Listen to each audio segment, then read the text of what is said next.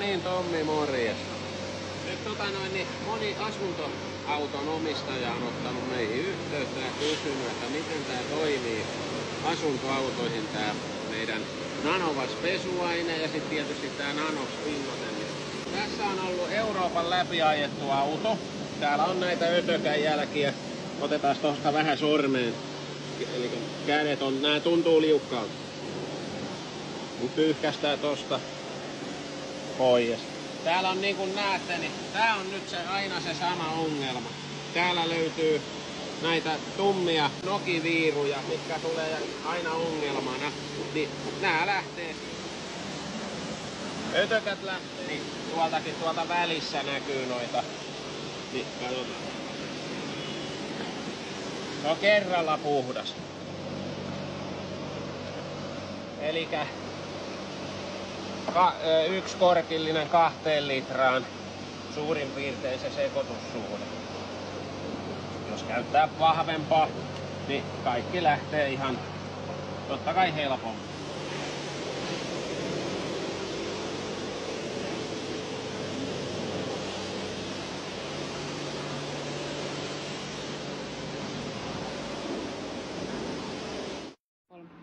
No niin, nyt auto on tosiaan pesty. Ja nyt ruvettiin levittää tätä Nanoxin SIO2, mikä on ehdottoman hyvä tuote tälle matkailuautolle. Eli tää on karavaanarille helppo homma, koska karavaanarina sinä pystyt tekemään tämän pinnotuksen itse. Ja sä pystyt sen tekemään esimerkiksi tällaisella parkkipaikalla. Ei ole mitään väliä. Tämän pystyy tekemään esimerkiksi tässä näin. Niin Espanjan suora aurinko. Ei mitään muuta kuin suorassa auringonpaisteessa vaan pintaan pinnote ja pinnote on heti valmis. Ei mitään vahauksen sellaisia odottamisia, ei tarvi mitään muuta kuin spreijata ja vaipata se siitä. Eli vedetään pyyhkäisy noin, niin se on heti valmis. Tällaisen isoon pintaan 7 metriä ylipitkä auto, tuulilaseineen, vanteineen. 1/3 pullo kuluu ainetta tällaisella, eli tällaisella tekee 2 kertaan, 3 kertaan tällaisen ison auton. Ja aikaa tässä kuluu pesujen ja kaikkien kanssa. Tietysti miten sä haluat sen pestä ja näin, mutta tunnin verran niin kaikki on tehty. Pinnotuksessa noin 15 minuuttia. Eli ei sen kauan. Henkilöauto, niin jos otetaan kadulta tuolta noin kaveri, joka on sentään joskus pesty auton ja laittanut jonkun vahan siihen pintaan, niin tällä hetkellä niin 6,2 minuuttia on niin ajoneuvon, Volvon henkilöauton pinnotusaika. Ihan vaan tällä suihkitaan sitä pinnotetta sinne tänne ja sitten kokeillaan, niin pinnote on välittömästi valmis. Ja se on heti, kun se on tällainen pyyhkästy, niin se on valmis.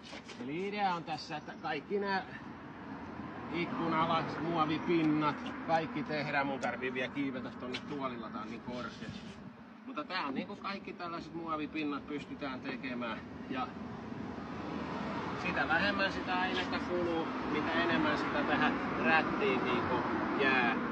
Rättiä tää vielä itsessään putsaa siitä sellaisia, mitkä ei pesussa kaikki välttämättä lähtenyt. Niin tällä saadaan se tehty. Tällaisia pieniä alueita kerrallaan tehdään. Niin todella tulee hyvä. Ja sen tuntee käden alla heti, kun niin se pinnote on syntynyt siihen. Siitä tulee sellainen todella liukas siitä pinnasta ja se rupeaa hylkiin liikaa välittömästi. Ja se on vaan suihkaisu. Näin. No niin, nyt autossa on sitten se Nanoxin pinnote, eli siellä primerina on Nanovasin pesusia alla. Ja kuten näkyy tää pinta, tää on todella nyt, tää on puhdas ja tää on erittäin sileä.